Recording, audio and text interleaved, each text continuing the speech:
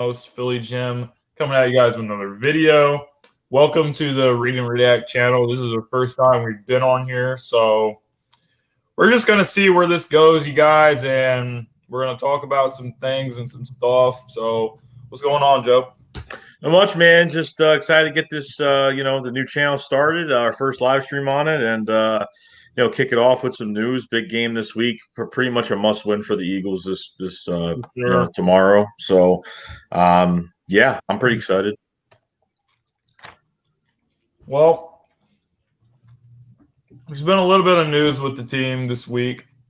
First of all, Corey Clement has gone down with a shoulder injury, and he's been placed on IR. And he, along with Darren Sproles, are expected to miss significant time this season. So the Eagles have weighed their options, and they've decided that they're going to promote Boston Scott.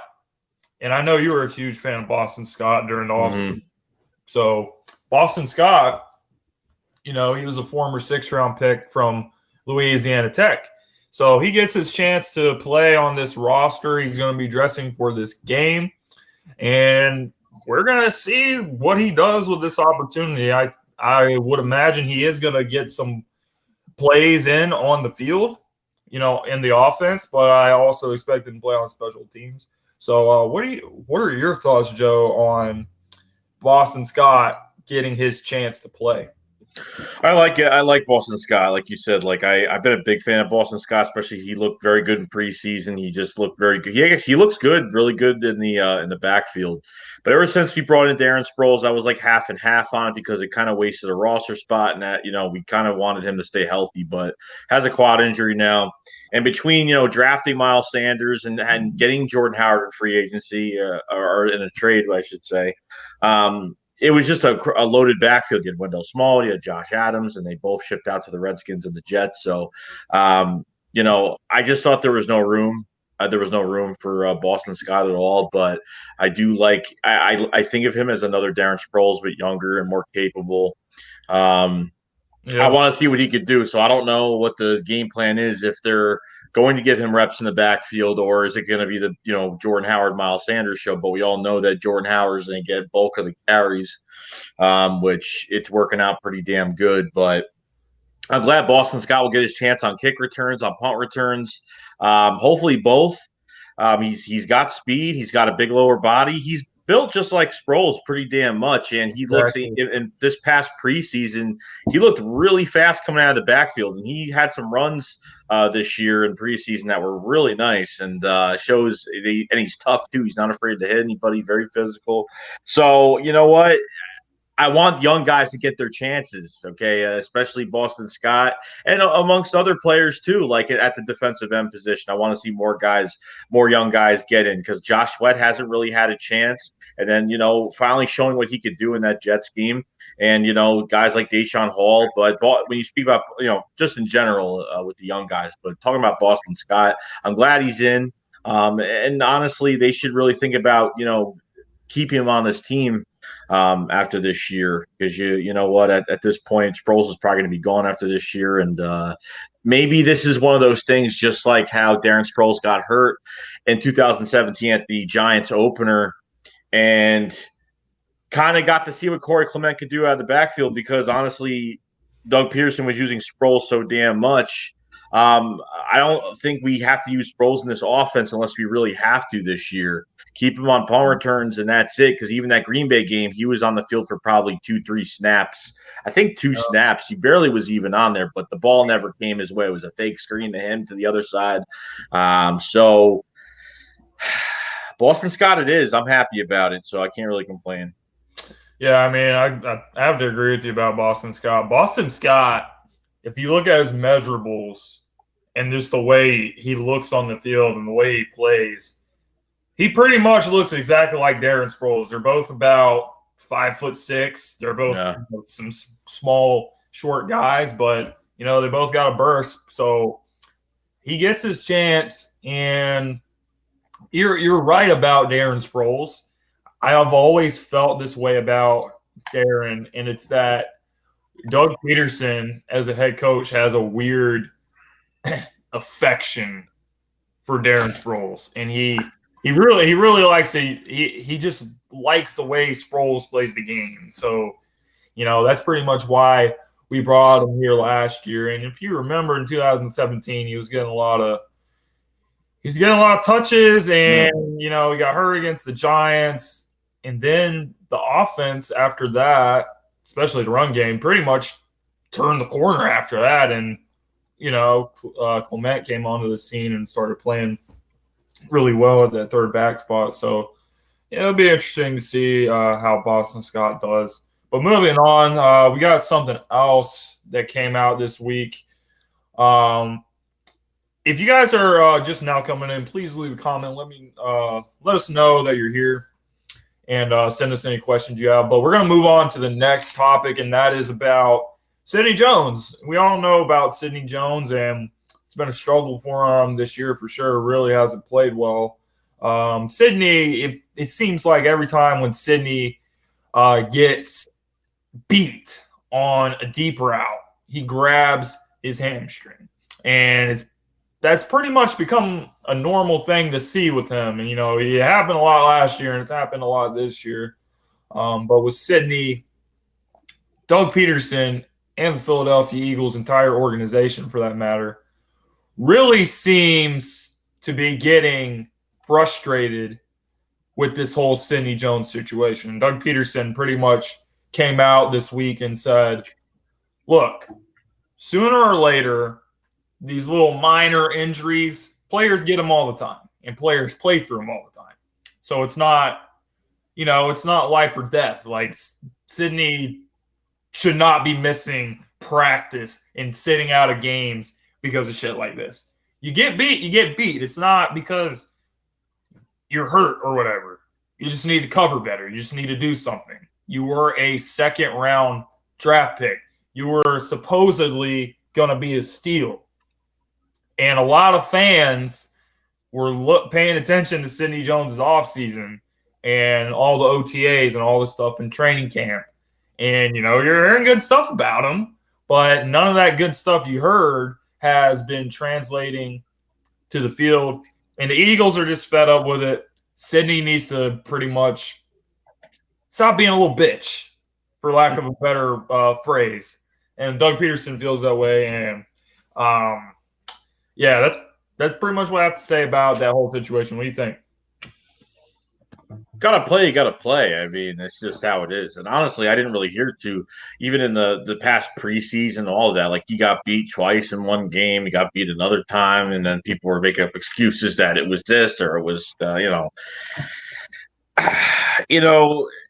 Sidney had his chance, and you know what? For a guy, I was happy that Sidney came in this season, healthy, and he came in the offseason healthy. He came into these preseason games, didn't do too well. And he's just not looking good. I mean, it is what it is, but at this point, Sidney's got to play through an injury. He's got to play through an injury, whatever it is. If it's not to the point where, if we need corners on the field, bro. Like, we need him on the field. And then Jalen Mills is eligible to come back next week. So we're gonna start to get our troops back a little bit. Does that mean it's gonna fix anything? No, but at the same time, I'd rather have these guys on than have Ryan Lewis and guys like Craig James, practice squad corners brought up to the active roster, because you know what? I give them credit, because a lot of teams don't put in practice squad corners. A lot of teams don't do that. A lot of teams will either make a move or they'll go grab a vet or do something. But, I mean, Jim Schwartz has a lot, he praises some of these guys that, the next man up mentality. But with Sidney Jones, it's been absolutely a disaster. It's been as bad as Ronald Darby, and I don't even want Ronald Darby to come back and start playing at all, because I don't even know at this point. I might as well put Malcolm Jenkins at the cornerback spot. Might as well do something, but because right now, I'm not happy with Sidney Jones. I'm glad we didn't draft him in the top 15. I'm glad he didn't I'm glad we didn't take that shot, because it would have been really bad. And then you go and think about all these receivers that are all these corners, that we, pass up on. They're actually not playing, too bad right now. But I don't know. It's something we just have to fix. And if he's got to play, he's got to play. I know we're going to get ripped every game. I know we're going to get Yeah, shredded regardless. I mean, we're already used to the best receiver on any offense we face is going to get an easy 100 yards on these guys. I mean, if this pass rush consists of, I think this pass rush has really elevated a lot. for And sure. we've been going through this system where you don't need the best corners. You could take some average corners, put them out there, build that defensive line with all the depth. And unfortunately, we've lost that depth with Timmy Jurgen not being there, and Malik Jackson, big loss, and for one of the first free agent signing that we had this year. It's been it's guys have stepped up. Hassan Ridgeway has stepped up, which helps his cornerback position a whole lot. A lot of guys think we should go after defensive tackle, which isn't a bad idea. But at the same time, you can have the best pass rush, but if these corners can't cover right from off the ball, you really have no chance right now. So Yeah. Sydney's just got to grow a pair and play and make some plays. I mean, God knows, like we need, we need some turnovers. The D line can't do everything. These guys just can't get turnovers. That's just the thing. So that's all I got to say about that. I think we pretty much stand in the same place when it comes to the topic of Sidney Jones, but we're gonna move on. We're gonna move on, and we're gonna talk a little bit about this Philadelphia Eagles matchup against Minnesota. I'm gonna start out by saying the Eagles are entering the hardest part of the schedule. You have 3 on the road, then you go back to Philadelphia and you play arguably best defense in the league. As a matter of fact, I think 6 of our next 7 or something like that are against teams with a top 15 defense or better. And a lot of those defenses are top 5. Buffalo, top 3. Minnesota's 4th. Chicago Bears are somewhere in their top 5.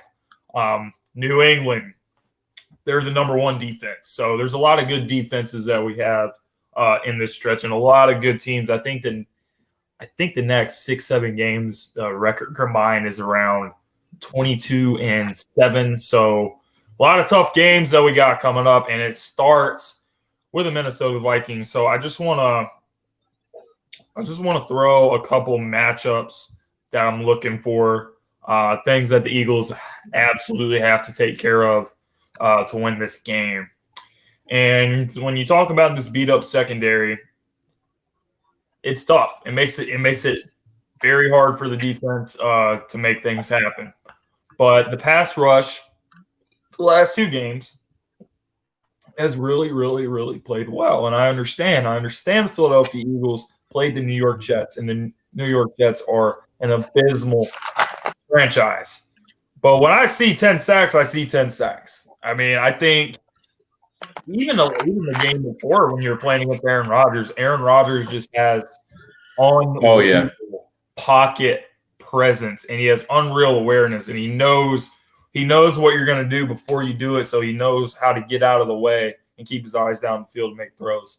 But that's not going to happen with Kirk Cousins. So this Minnesota Vikings offensive line has struggled in pass protection throughout the year, and they're a little bit beat up on the O-line. When you look at one of their offensive linemen, it has been ruled out for this game. Josh Klein. His last name is Klein, yeah. So Klein missed the game against the Chicago Bears in whatever week that was that they played them. And in that game, and the Bears defense, our defense is nowhere near the Bears defense. But still, that offensive line gave up 6 sacks to the Chicago Bears, and Kirk Cousins was running for his life in that game. So I'm looking at this defensive line. I'm looking at Fletcher Cox in particular. 100%. You're the $100 million man. You're going up against a beat-up offensive line that has not been good in pass protection. You need to get after Kirk Cousins. You need to get Kirk Cousins on his ass. You need to stay all over him all game and make him hit him a few times, so when he drops back, he's thinking about that pass rush that's coming at him, and that is going to affect the way he plays the game. So I'm looking at this defensive line to really wreak some havoc against the Minnesota Vikings. They are not good in pass protection. the matchup really favors us when you talk about the strength of the Minnesota Vikings and the strength of this Eagles defense. Their offense is predicated off of, all right, we're going to keep feeding Dalvin Cook. We're going to keep feeding Dalvin Cook. We're number one against the run. The best performance by a running back came last week, Le'Veon Bell. And Le'Veon averaged 0.9 yards a carry. You saw Aaron Jones, what he did to the Dallas Cowboys. Dallas has a good defense. They got Jalen Smith, and they got Van Der Esch, and they got DeMarcus Lawrence and all of them.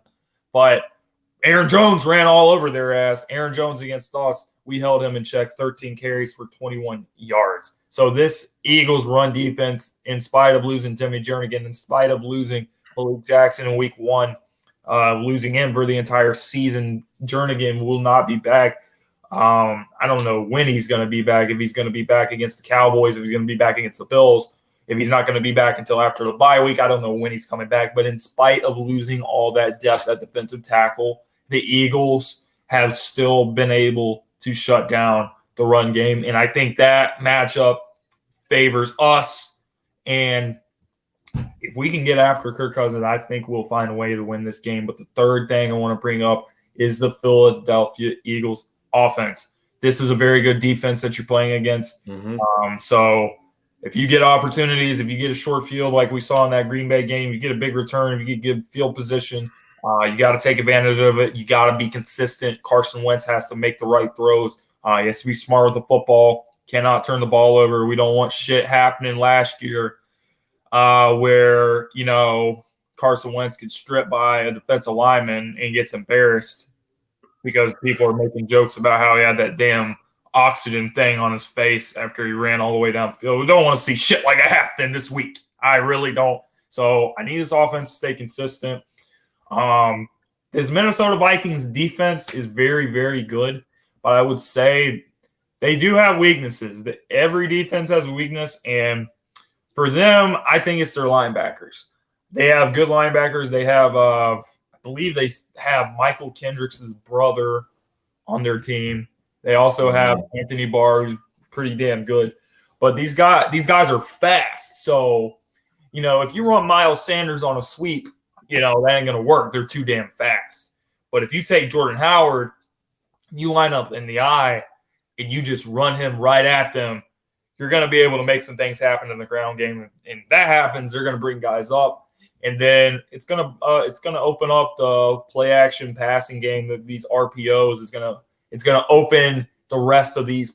It's going to open the whole rest of the playbook open, and it's going to take pressure off of the receivers we do have. Alshon Jeffrey probably going to be able to benefit the most from that, along with Zach Ertz and others. So those are three of the things that I'm looking at in this game. Yeah, you pretty much mentioned it. Like Fletcher Cox was the first name I came up. Like literally the first thing I think is Fletcher Cox, because if Jim Schwartz is that dumb, he should be pretty damn smart to line Fletcher Cox up on that really battered guard spot right now and put him right there the whole game and get that pressure going. This could be a breakout game for him, definitely. I know he's had trouble battling that foot injury. Offensive line's not great, not bad, but it's totally average. Like you said, like giving up the six sacks against the Bears. And of course, our defense is not like the Bears, like you said before. So, the good thing about it is our offensive line is healthy, and that is great. That is really nice to see. And I don't know, because we tried doing these sweeps with Miles Sanders as well. We tried doing those sweeps. They seemed like they really didn't work. They just weren't working out too good. I mean, I think you need to get a rhythm with Jordan Howard. Tire out that defense with Jordan Howard. You tire out that defensive line, and Carson could have all day to throw. Tire him out with Jordan Howard going up the middle, being that bruiser back, tiring. That's what he was used in Chicago, honestly. I know we're using him a lot more in the past. We're kind of putting him sprinkling him in the passing game a little bit, doing a few other things with him. But we're doing a lot more with him, especially with all these running backs. So you got Boston Scott in the mix. Maybe we'll see what he could do. But a very good defense, like you said. Very good defense. And we really just need to attack. Xavier Rhodes is one cornerback that he hasn't really been playing well the last few weeks, and he's one of the best corners in the league. But I don't know if he's having a down year. I don't know if he's battling injury or what's going on. But I've always liked Xavier Rhodes, but he really has been playing well. Plus, on top of everything else, Alshon Jeffrey will be out there, so he used to be in that division. So exactly, they exploit his, he knows how Rhodes plays. He knows how, and Rhodes knows how Alshon Jeffrey plays as well. So, and don't put it out there that Anderson Dejo that we acquired in free agency knows a thing or two about this defense we're going up against and how everyone plays. But the Eagles have played them the past few years, so at this point, like I think they know how Harrison Smith plays. I think they know how a lot of these players really do play. I mean, I think they have a pretty good blueprint, but they might have a good blueprint on us. But we do a lot of different things now. We have a good amount of new faces. Unfortunately, we don't have Deshaun Jackson there, so Mac Hollins or whoever else needs to step up in this game. But I think you were pretty much hit the nail in the coffin, pretty much saying with the RPOs, draw those linebackers in. If they play fast, if they're fast linebackers, they go on what their eyes see. You do the RPOs, you draw them inside, and hit the middle of that field or hit wherever their space is. 2 tight end sets, hit Goddard, hit Zach Ertz, put Zach Ertz on island by himself. Do whatever you got to do. But it's, if we don't have a deep threat, Doug works these 12-man personnel pretty well. So, and we have a little bit of speed. Now you got Boston Scott, which, you know what? We got some speed in the backfield with Boston Scott there too, for those quick first downs or however they want to do it is what it is. But I think this game, I'm not even going to talk about Thielen or Diggs because honestly, they're going to get some on our corners regardless.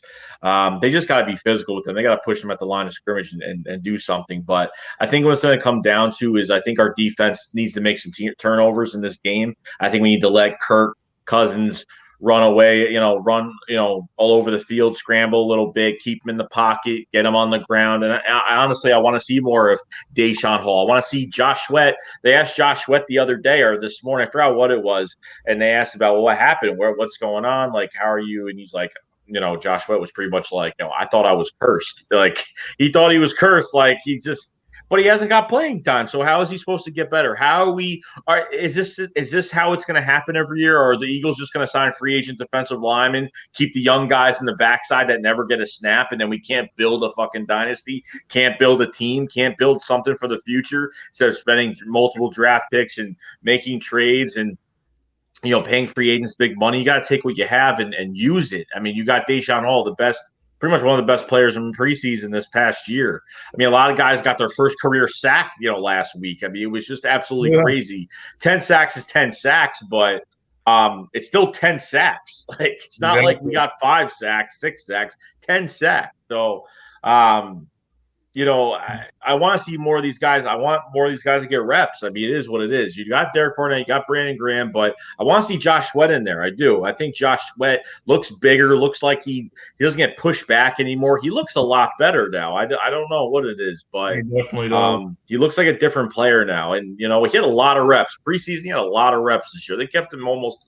3.5 quarters of a game. But I think it was for the dress rehearsal, whatever it was. But, I think this game is going to be a little bit based off our defense, put our offense in good position, get pressure on Kirk Cousins. We all know that Zach Brown, the linebacker, the ex-Redskins, talking a lot of shit about Kirk Cousins as well. So hopefully it's not giving them bulletin board material, but I think we can all agree that Kirk Cousins is not the best quarterback. I think, 85 million, whatever the hell his contract was.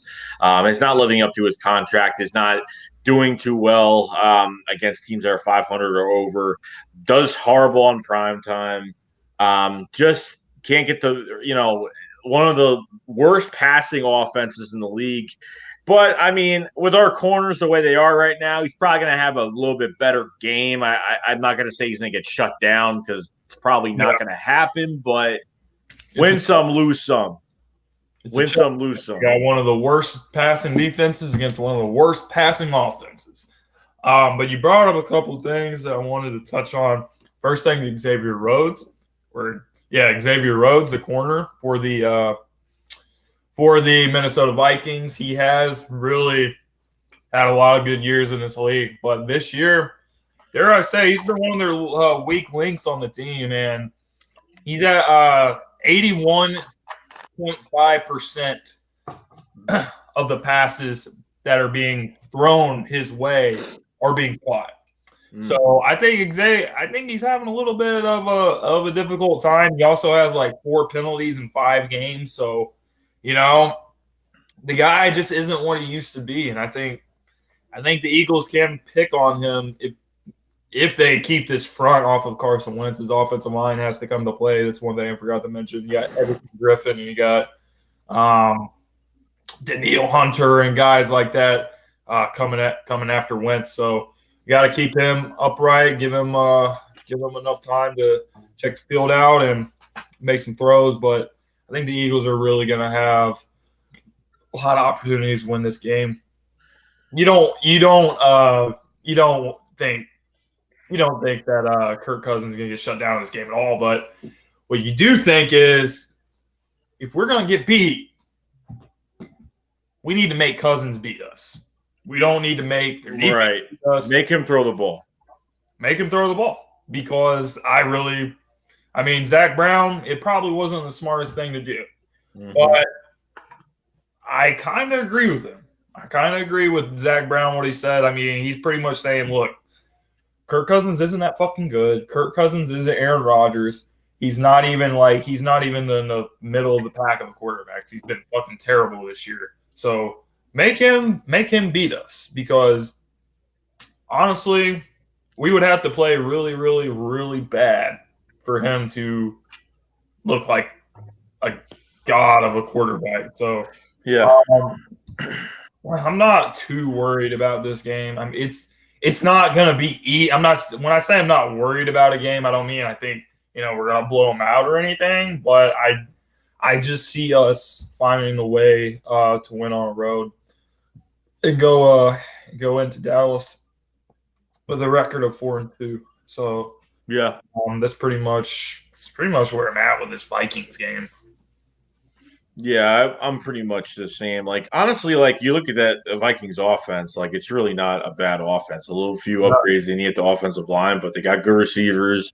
The only problem, great running back, and the only problem they have is the quarterback position, really. And I mean, it's just how it is. I mean, just not the type of guy that's going to go and take an offense and go down the field. Just doesn't seem like he has that camaraderie. Doesn't seem like he has that leadership. So this game, the defense needs to make Kirk Cousins throw the football. That's what we plain and simple. That's what we got. We have to make him run all over the place and screw up these. I mean, I understand like a Thielen and Stephon Diggs out there. But you know what? I hope some corners do step up. I hope somebody does step up in this game. It'd be nice to see somebody step up. Orlando Scandrick had a really big game last week. He did great on blitzing. He was, he had a pick 6.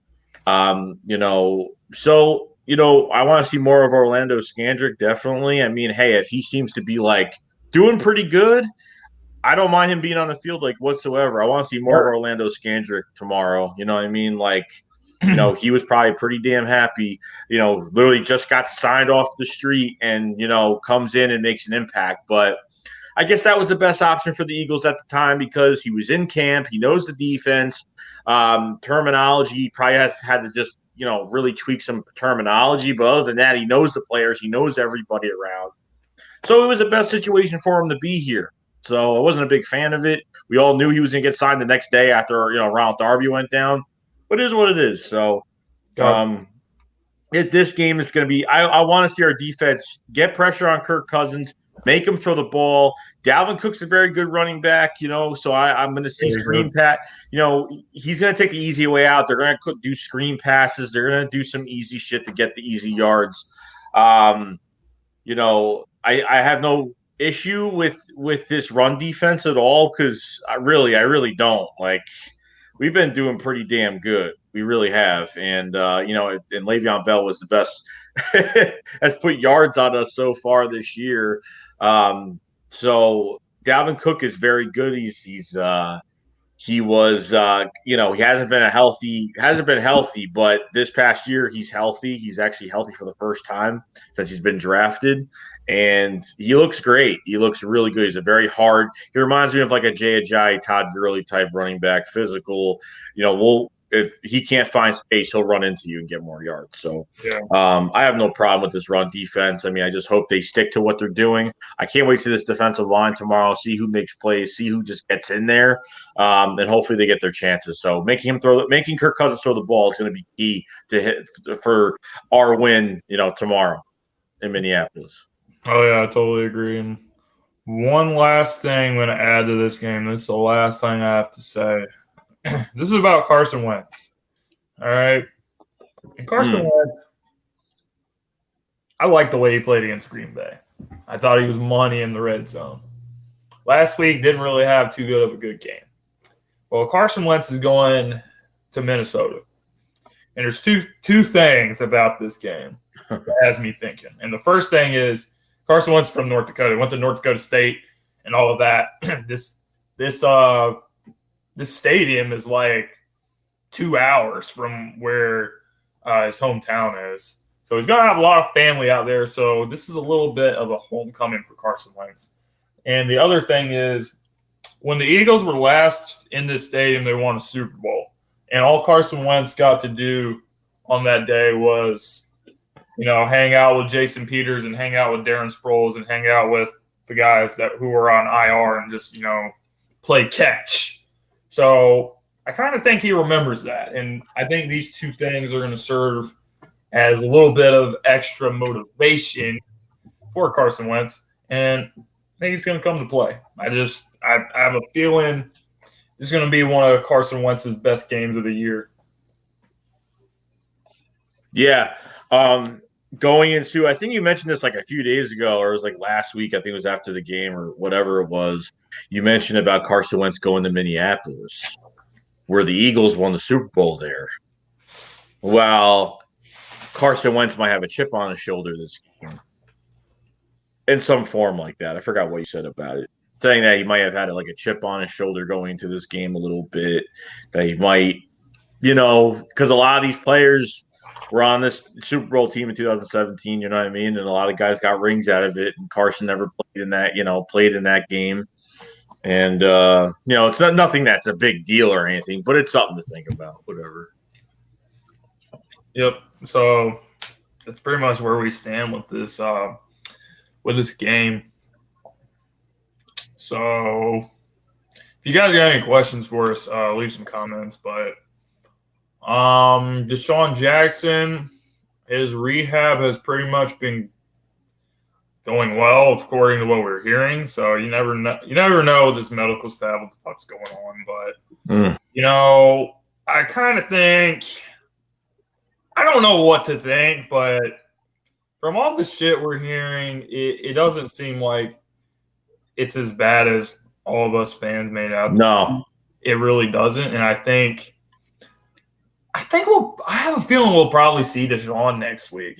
Doug Peterson pretty much said, as long as Deshaun is not feeling like any soreness there anymore, it means he's probably going to play. So Deshaun comes back against the Dallas. What a time to come back, by the way. I mean, on the road in Dallas, primetime, Sunday night game, the whole world's watching. Deshaun Jackson, he's that type of player. Like, to me, he's a spotlight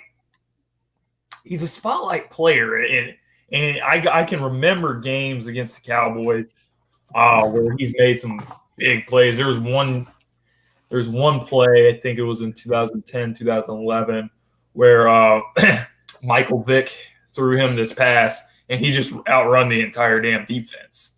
That was against the Dallas Cowboys. He's just had his way with the NFC East, whether we know he tore our ass apart every time we played against him, but he has highlight reels against the Giants. He has them against the Cowboys. He's just the NFC East killer. And if he comes back to the field, it's going to be a huge jolt of energy. It's not just having him back, what he's going to do on the field. I think once the team knows, all right, Deshaun's coming back this week, then the guy, the offensive line, Carson Wentz, Zach Ertz, Dallas Goedert, Nelson Aguilar, Alshon Jeffrey, the entire team, really, even the defense. A player like this coming back to your team, it can bring like a new sort of a jolt to the entire locker room. So it's exciting to think about. So we're hoping that it's all good, and it doesn't sound like it's as bad as, when Deshaun, he missed the 2 games, and before they were like, all right, he'll probably only miss 2 games, and he should be back against the Jets. So we were like, okay. And when he wasn't back against the Jets, that's when everybody started, oh my God, Deshaun, his season's over. And it just doesn't – I just don't think it's going to be that bad. I kind of expect him to be back next week. Yeah, it seems like as soon as Deshaun got his trainers, his personal trainers from California, and they came in this week at the NovaCare, it seems like he was getting literally better after a day and a half. Literally, it said that everything, he was doing well with his trainers and everything was going well. And it really does sound like that he will play next week. It really does. There's a lot of optimism that he will play next week. And I think it will give this offense a nice jolt. I think it will make the offense more exciting.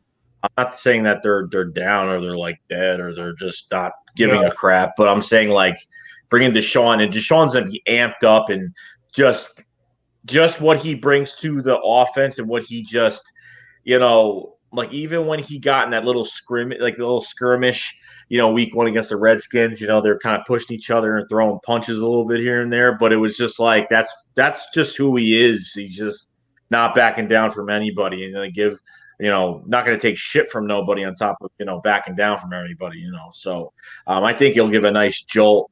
And it's going to be very huge in this offense to have Deshaun, especially in that matchup next week, because it's going to open up a lot more. If we don't have Deshaun, it's going to be tough.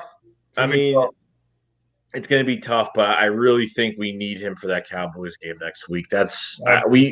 I'm hoping to God that it's he's 100% fully fucking good. He's had a lot of time off.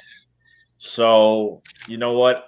All he has to do is run. That's all he has to do. He don't got to lift weights or do any of that. All he's got to do is just run straight ahead or wherever, do those comeback routes or, whatever it is. I mean, everyone's really taking us off of this Cowboys game as well. I have my doubts about some of our matchups. And what we've done this year, I think it's just a cornerback group that just scares me the most out of everything. Not even worried offensively, but this corner spot is one of the worst in the league. And it's just, I just want our pass rush to be there and to do really nice things. And we can't just put it on Derek Barnett, Brandon Graham, and Fletcher Cox. These other guys have to get in and start being playmakers. This way we can sub guys every 5 plays, and Dak is not going to let us sub. So what's going to happen is when Dak makes those big long plays, Dak will do a fast-paced offense. That's what he does every time. We're not going to be able to switch our guys out on defensive line. We're not going to be able to do it because he's going to keep going and keep going and keep going. That's why a lot of these players on Green Bay from that last game, like Zadarius Smith, I think he faked the last injury. I think he went down when they started going on a roll, and he went down, and then he got up. And he was in the play the next play.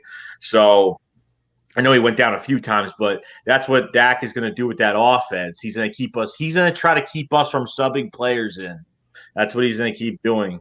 And then our defensive line is going to get tired. And then what happens is our corners there's going to be more pressure on them. And then that's why these other guys need to get reps, because if they're in and they're going to be in for a good amount of plays, if Dallas keeps getting first downs, they need to start, making plays. So it's going to be a tough matchup, but I'm hoping, you win to Sunday and you can win against the Cowboys, the week after. I'm not going to say it's a wrap, but it's looking pretty damn good. And plus, you haven't faced the Giants yet. So I haven't faced the Giants twice. Still got the Redskins again. Yeah, exactly. So the team, after these next few games, when we finally, we're going to be home for a a while. Like we're not going to be traveling plane. We're not going to be traveling by plane for like a month and a half. So we're getting through this like stretch of road games, and that's it. Between November and December, we're not even taking any plane trips at all. So that's gonna be really huge. So when we when we play after we play the Buffalo Bills, we're at home against the Chicago Bears, and then we have a bye, and then we have 3 straight home games, I believe. You have New England. Well, you have the Chicago Bears, then you have a bye, then you have 3 straight home games. You have Chicago Bears, and you have a bye, and you have New England, and you have Seattle, and then we go to Miami for fuck's sake. So we get a huge break there, and then after that, after you go to Miami, you got all NFC East games. You got the Redskins, and you got the Giants twice, and then you got Dallas in Week 16. So hopefully we don't even need to dress up for that Cowboys game. So just say if you are good by like if you at least get past the Bears, if we at least keep these wins up past the Bears, and then God forbid there's injuries that game, and then you have that bye week perfectly, have pretty much that bye week, then play the Patriots, and Seattle's a tough one, of course. But after that, it's pretty much it's a tough schedule, but it's like it's not. We don't know what this team is going to look like. But on top of that, there's the trade deadlines in a few weeks. We don't know who we're getting. We don't know what's going on with we can't really even say anything about the late games because trade deadline, don't know who we're getting. We don't really know what's going on. But the Eagles are going to acquire a couple players. Maybe they're going to get somebody. They're going to get somebody. So whether it's one player, it's 2 guys, or I don't know what's going to happen, but something's going to happen. And some position, a position is going to. I don't even know. And if Deshaun Jackson seems fine, maybe the Eagles won't go after a wide receiver. Maybe the Eagles should just stick to cornerback. I mean, which I think they should do anyway. I mean, they should really just do that anyway. But I know we're just gonna have to see. So right. I mean, I think the schedule is very tough, but I don't think it's like insurmountably tough. Yeah. I mean, Vikings are a good team. Buffalo Bills are a good team. Cowboys are a good team. We can beat all 3 of those teams. We can go 3-0. Yeah. Chicago Bears, really good defense.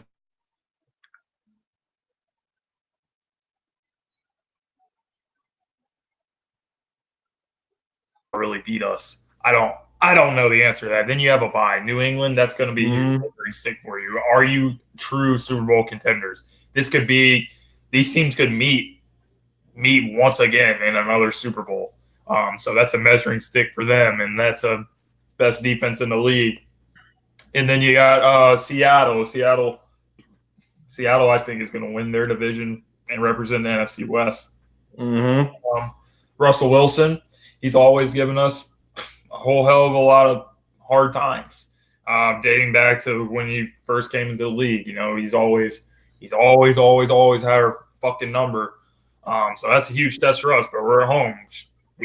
I would say we have a good chance to win that game. If it was in Seattle, it'd be really hard, but we're home for that. Then you got Miami, and then you got the NFC East. It's horrible. You got the Skins and the Giants. So the Eagles very well could finish 12-4 this year. I wouldn't be surprised at all if they did. So yeah. And like you said, the trade deadline, the Eagles are getting somebody. They're getting somebody. They wouldn't be doing all this shit right now, calling the Browns, saying, yo, what's going on with OBJ? Do you guys got a problem with OBJ? You're not like giving him the ball at all. So if you guys aren't going to use him, we'll be fucking happy to use him. And knocking on all these doors, trying to get Jalen Ramsey. He may not get either one of them, but he's gonna have to bite at something. Regardless, he's gonna have to bite. He's gonna get. He may not get Odell, and he may not. I don't care.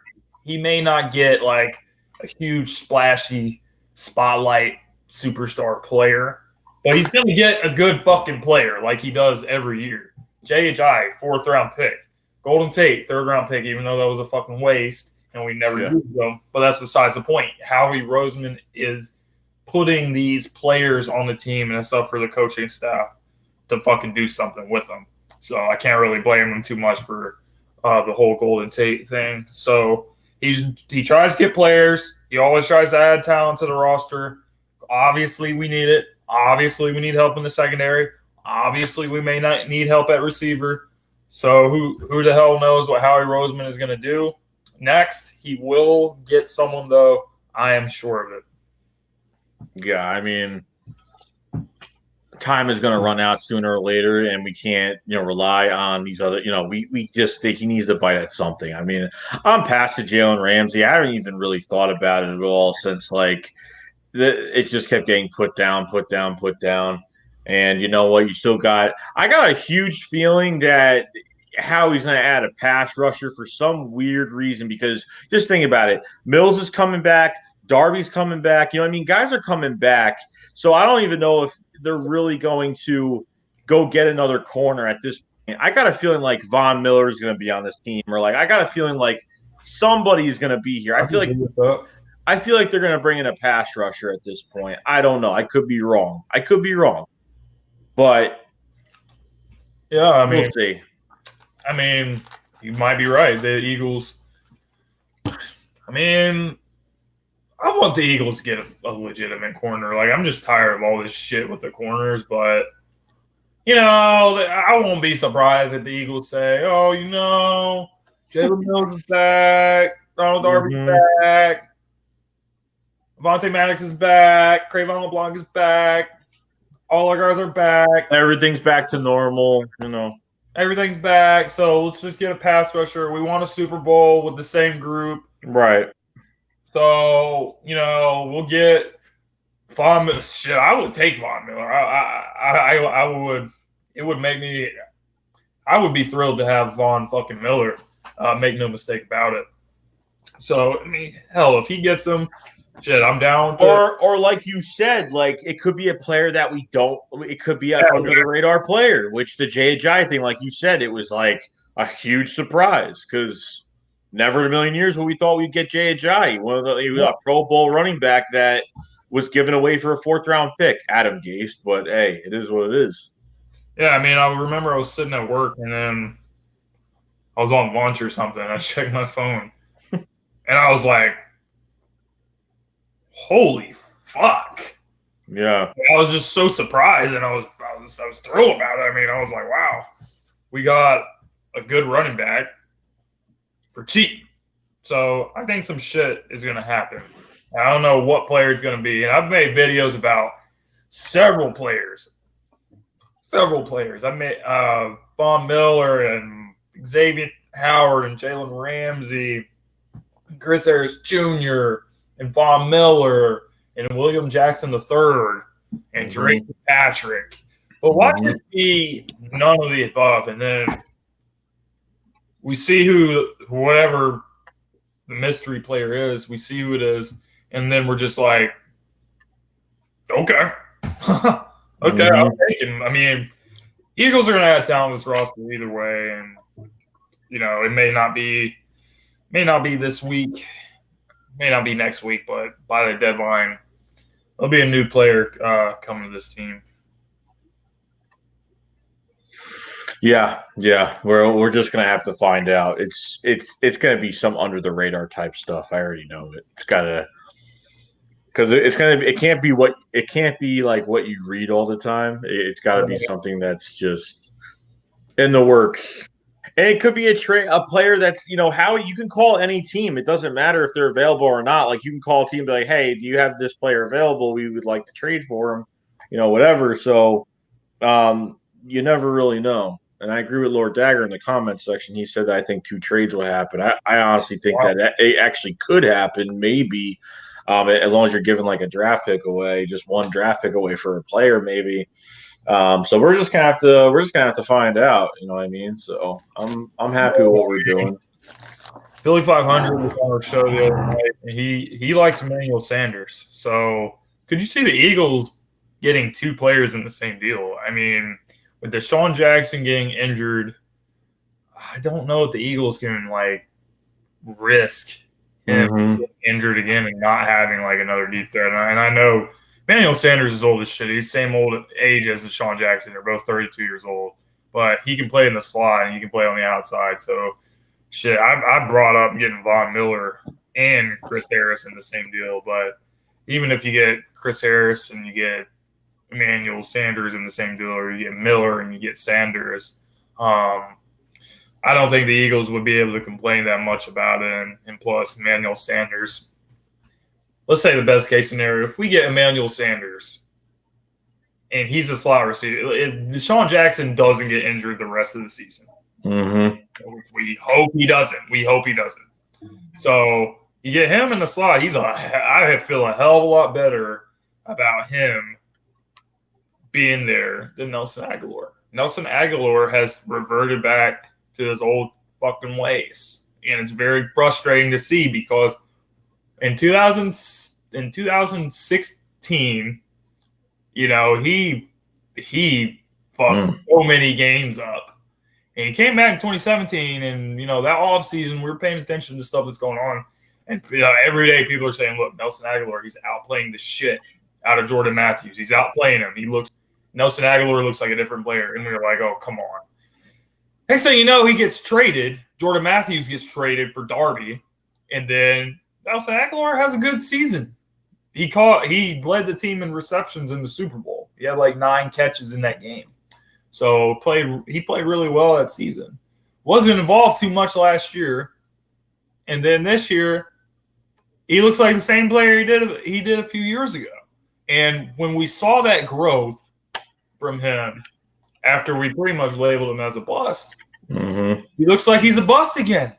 So we can't have shit like that happen. We got to have him step his game up, or it's going to cost us games like it already has this year. So, you know, I made a video about Nelson Aguilar in the offseason, and it was when all this J.J. Arcega-Whiteside hype was happening. But there was reports coming out that the Eagles may use him as a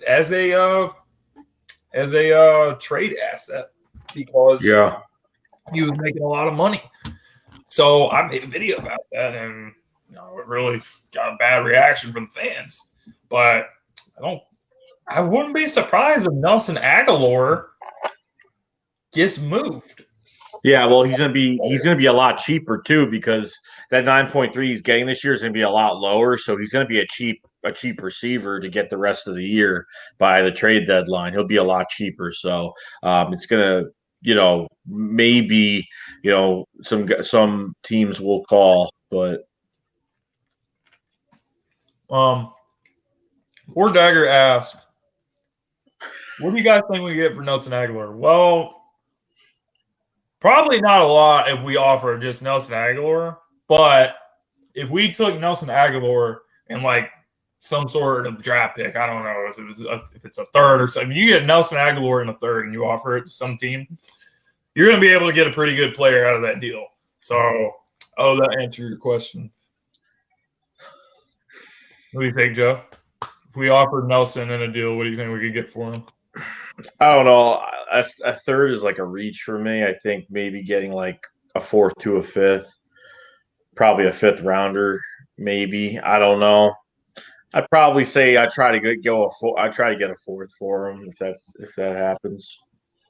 So you don't think we could offer Nelson at the trade deadline and like some sort of a package deal with a draft pick and, you know, actually get another player? Oh no, I mean for that, yeah. I'm saying like if I don't know if the Eagles will deal him just for a draft pick or, you know, they're going to get a player in a package. You know, of course, if it's a trade deadline, you're going to get a player, but you know, I think it has to go hand in hand with both sides, and it's got to be fair compensation on both sides. So yeah, I think you could definitely put him in a deal for a needy wide receiver, you know, a needy team at wide receiver, and a guy that's especially young like Nelson Aguilar to be on another roster to figure out getting him a new deal for next year. So because I know we're not going to be paying him, but we said that about Brandon Graham, and he got paid a big contract. But that was a smart move by the Eagles because a lot of these defensive ends were getting franchise tagged, like you know, DeMarcus Lawrence and, you know, Jadeveon Clowney. I mean, Clowney didn't sign his tag, but they tagged him, but he never went in to sign his tag. But so I think trade bait, yeah, probably. And if they get rid of Aguilar, they have to get a receiver. I mean, that it would have to be for a receiver at that point. There would have to be a trade for a receiver. So if Nelson Aguilar amplifies a trade to happen, then yeah, they could do it. So, but we need somebody on defense regardless. Totally agree. So we'll see what happens at the trade deadline. We'll see what happens if it's a tough stretch of the season. I don't know what else we possibly talk about today. We've covered a lot. It's been about an hour show. So if this is your guys' first time here, please subscribe to the Read and React channel. This is our official channel. We'll have more live streams on here in the future. We'll put videos on here in the future. We will have we're dropping a Read and React trailer. So be on the lookout for that. That's coming soon. So other than that, guys, please check out our Twitter account. Our Twitter account is struggling. We only have 25 followers. So if you guys are on Twitter, please go follow us at Read and React. You'll see us posting all kinds of Eagles news topics and stuff and announcing, when the shows are and, what we're going to cover and all that. If you guys want more insight, follow us on Twitter. Follow Joeyshakes on his channel. Follow me on my channel. We would both appreciate it. Other than that, guys, thanks for stopping by. Got a big game tomorrow, so let's try to remain calm until kickoff, and then hopefully we take care of business with these purple freaks and get the 4-2. Let's get it. All right, guys. I'm ready. We'll see you next time. All right, guys. See ya. Peace out, guys.